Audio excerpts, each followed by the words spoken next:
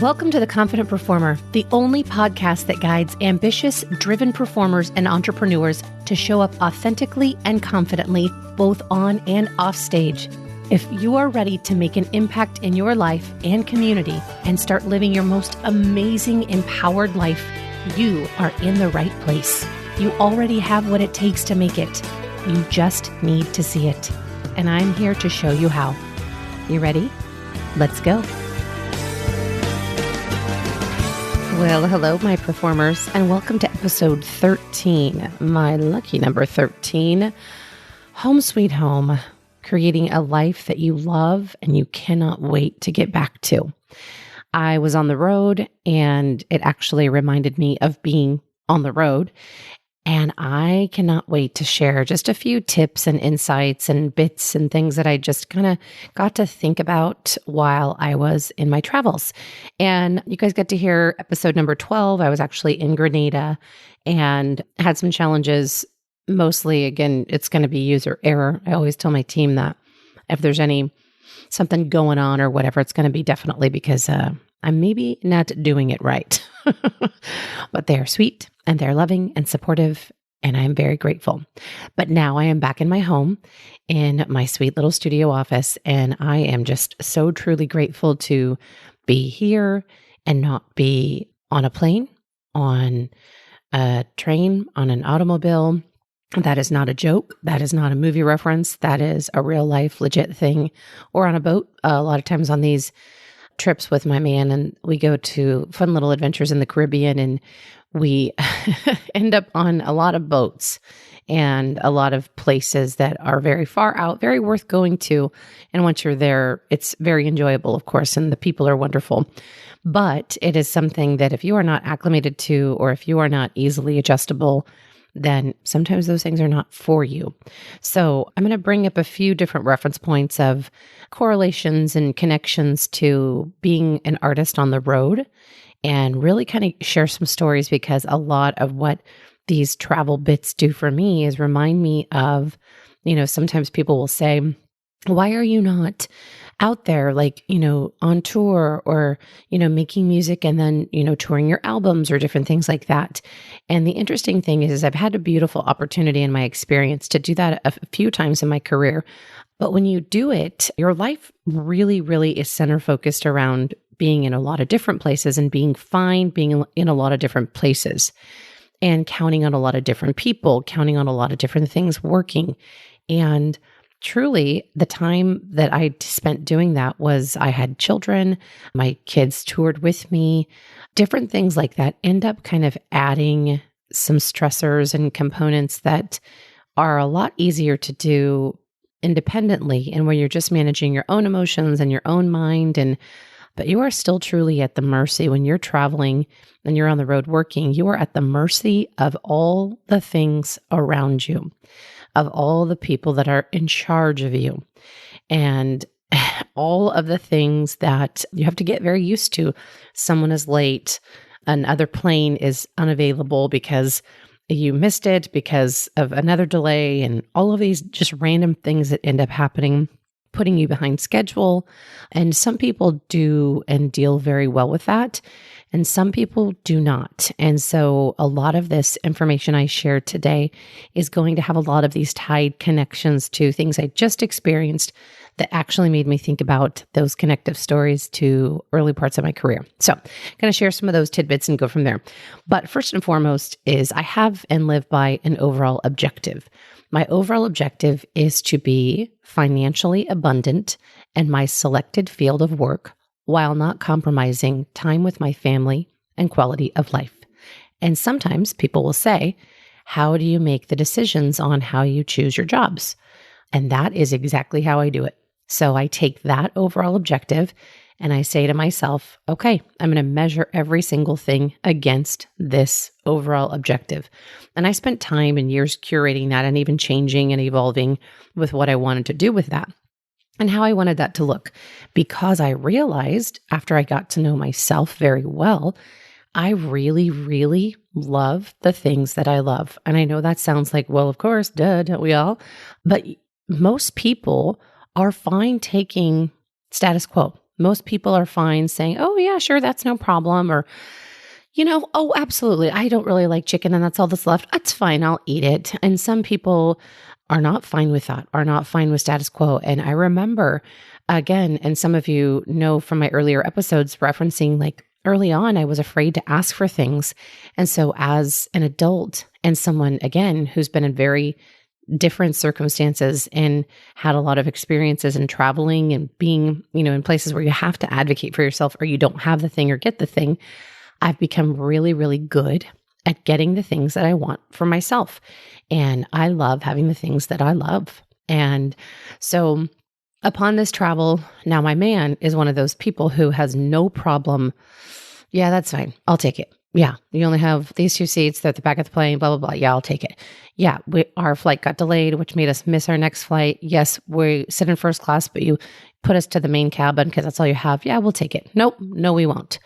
And I say no, we won't in the sense of, no, I don't want to do that because it's truly all about the journey. And the journey for me is not rushing to do something that is not done well, or not rushing and hurrying to go just because it's what's available. And they decided because they're American Airlines and this is what happens. And they have to reschedule, 500, 600 people because it happened. And these poor, sweet, wonderful people that are being so helpful at the counter, I don't give them a hard time. I talk to them. I have conversations with them. We just kind of share that time, that moment together. We make jokes. Well, I make jokes. They have a tendency to laugh, thank goodness. But we just have a really good time in that exchange because I know that's not what they're dealing with usually. And you see people, I saw, people, we actually had a little experience where we missed a connecting flight that we had. We were coming back from Grenada and man, some people were, they got twisted sister and not in the cool, like fun band way, but in the like, what in the actual crap is going on here? And so watching them was a little rough. Then I think about that experience too, where some people haven't eaten. If you, are traveling and if you didn't get a certain seat that came with a meal or whatever it is, or you didn't opt for that or didn't pay for that. And so I make it a point to not only think about that, but really kind of acknowledge that just for my own future information. Like, nope, if something does happen like this, I have a typical seat that I like to sit on in the plane or, even in the first couple rows. And there's always, again, there's going to be a price with that. That's something I don't mind doing because there are those times that it truly does end up really helping.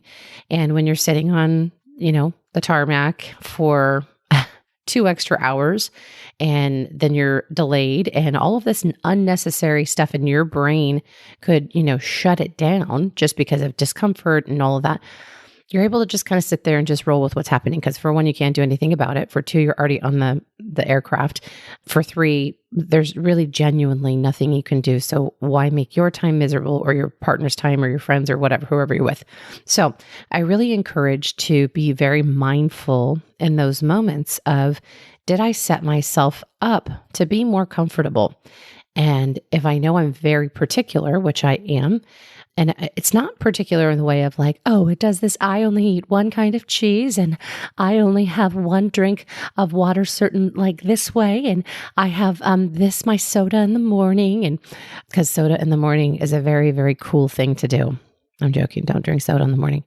Don't drink soda if you can help it. But there are times, I will be honest with you, that a Coke Classic does come in handy. And I'll give you more on that later. But I want you to think about the aspect of just being particular and knowing, hey, if that's you, find ways to accommodate and take care of that for yourself. Okay. That's what I do. I'm super grateful. Early on in our relationship, my man was not super fine with that. It was very much like, here, take what they give you type thing. Like we were at some, meal place or I don't know, like we were at Hometown Buffet and, it was like, you can only get these choices.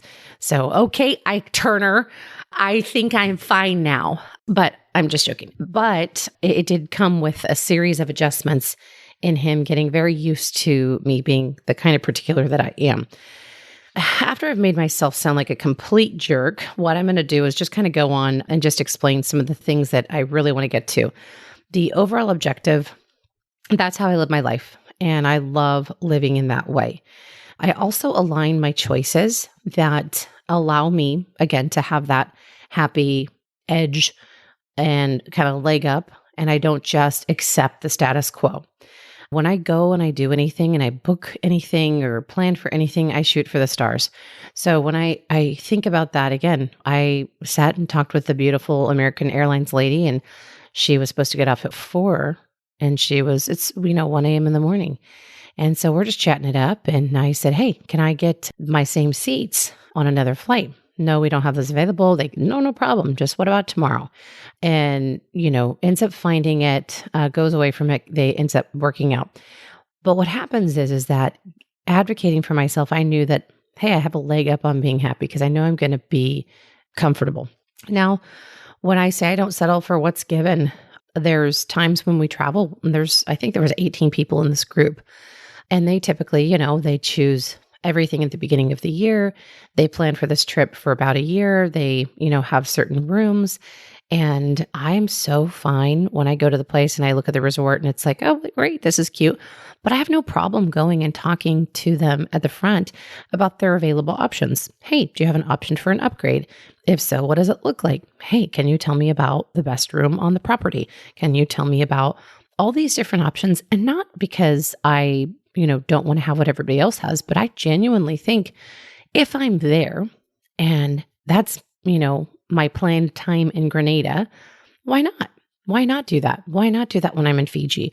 Why not do that when, we're doing Honduras next. Actually, I think we're doing Ireland next. But then kind of going and doing those adventures, it's one of those things like, why not ask for that? Why not ask the locals, hey, what is your favorite dish? Hey, do you actually even have that? I know you don't have it on the menu. And that was my favorite thing. They have this thing, a dish of the island called oil down in Grenada. And they say it's particular to each house and each place that you're at. And so I read about it and, asked a few things. And then they had it there. And one of the ladies that I ended up getting, close with, and I typically say getting close with, I actually get close with a lot of the people that end up serving us at the resort and kind of being in the breakfast area every day. And I talk with them, I joke with them, I laugh with them, I learn them. I learn what they like. I learn about their families. I learn how they get to work. I, love to just hear their stories and different things like that. So this woman's name was Lindana, and I made the joke that it's two names mixed together. And she takes the bus to work, and she's going to get her driver's license soon. The driving is very adventurous in Grenada. So we did talk a little bit about that. But then she said, hey, I think the kitchen actually did make some oil down today. If you want to have some, I'll bring you out some. You guys can share. I said, sure. So those kind of things are really fun. They make the journey, the adventure, all the more enjoyable. And I want to say these are the things that end up making the life enjoyable. That's what it's about. We were with a crew. Some of them weren't paying attention. They were vegetarians. They didn't realize they were eating somebody's beef burger because they just weren't paying attention of what's going on and stuff. Man, that gives me a chuckle. And it gives me a chuckle in so many ways where it's like, for me, for example, if I'm going to be super particular, I better be paying attention. I better be having my own back. And if I'm not, my partner better be right on my edge and being like, whoa, dang, you're going to eat that beef burger and you're a vegetarian, and, have my back on that. But it just does make me think about just the journey, the adventures. When you are in this kind of exploration phase of life and you're getting to be out and about and learn different cultures and kind of see what makes you inspired and tick and happy, I encourage you to not hesitate or be afraid to ask the questions that you want to ask. We had a driver, his name was Andre, and he took us around the island, and we did a few different days around the island, and it was just very cool. We did a waterfall, the Seven Sisters waterfalls. One day we did that hike, and then we had a guide up there with us doing that. Then the second time we went all around the city, and we went to the cocoa factories and the rum distillery and a few of the other waterfalls. And I love, again, watching the driving. I love watching the human interaction. And one of the things that was really kind of a thread throughout that was they often would say, do the right thing. And, oh no, I would help them because you just do the right thing. And, we make a point of, asking like a few questions about how the people on the island interact. And is it a working island? Do most of the people have jobs? Like, what does it look like? Because we want to expand our scope. We want to grow our scope of what life is outside of us. Now, my beautiful coach, Kim Showers, gave me this reminder when she did her last episode on her podcast, Reinvented After 40, that her beautiful Aunt Bert said to her, and it's that you're not that big of a deal. And so while I share this information on being particular and customizing things that work for me, I talk to people, I make friends, I ask kindly, I do all of these things because I genuinely care about the people that are providing the experience and that I get to be and share that, in that moment and share that time with. And I don't by any means ever treat them like, well, I am the guest here and you work here. I don't. That's not my style. Never has been. And so when I talk with people and become, again, close with them on the island, there's a few different things that they open up about. One of our gals couldn't go scuba diving because she got sick. And one of the friends on the island said she had God's protection over her. And I looked at her and I said, hey, I like that. I love that angle on that. I love to look at that as divine intervention, where same thing, that whatever the universe, God, whatever it is, there is this divine intervention. And I was thinking that, I got to tell you, a number of times when we did miss a flight, when we did get rerouted, when we did have to rebook, when we then didn't end up coming back to Bakersfield where we actually live. We ended up in LA. Totally fine. Not a problem. We can get a car from LA. Last minute, Easter Sunday, texted a car service of somebody at our church, and literally a 2-minute response, responded back, sure, Amy, no problem. We'll take care of you. We'll be right there. The chauffeur connection. Thank you so much, Mary Pat. It was really, really cool that you made that happen for us and got us safely home on our long 2-day travel. But those are those times and those moments that I just feel truly grateful and love to revel in that home sweet home and love to create that life that I love to come back to. And while I told my assistant, I miss my daily routine. I love having my coffee, watching Cody Sanchez and getting pumped for the day. I love doing my workouts same time, working with my clients. I love being with my daughter who makes me laugh all day, every day, seeing my pups, having jokes and stuff with my son. I love all of those things. And so when I'm not around it, I don't get that. I don't have that. I do miss it, but it's definitely, some people will always say, oh, I'm not ready to go back. I'm ready every single time. Every single time it's time for me to go back, I am more than ready to get back to my beautiful life that I've created, that I love living every single day. So on all of this adventure talk, I want to say, first and foremost, thanks to my podcast team for making things happen, even though I was a challenge or a struggle on doing the things. Just do the things, Amy Adams. What are you waiting for? Amy Adams, if that is even your real name. I cannot tell you how many times people will say to me, oh my gosh, did you know that's a famous person's name? I did know that. Every now and again, I make the joke that it's also the name of a murderer. It's not, but then I make the joke that it could be. And then I make the joke that that's a joke. But it is one of those things where I know that murder is illegal. So for one, there's that. But for two, I think this is my time to sign off, because what in the actual crap am I talking about anymore? This is my lucky episode number 13. Thank you all, my friends, and be well. If you enjoyed today's show and don't want to worry about missing an episode, you can follow the show wherever you listen to your podcast. And if you haven't already, I would really appreciate if you could share the podcast with others who you think would benefit from it, and leave a rating and review to let me know what you think. Now, it doesn't have to be a 5-star rating, although I sure hope you love the show. I want your honest feedback so I can create an awesome podcast that provides tons of value. Visit amyadamscoaching.com/podcast launch for step-by-step instructions on how to follow, rate, and review. Thank you for listening to today's episode of The Confident Performer. If you want to learn more about living your truth and showing up as your most authentic, beautiful self, visit www.amyadamscoaching.com. See you next week.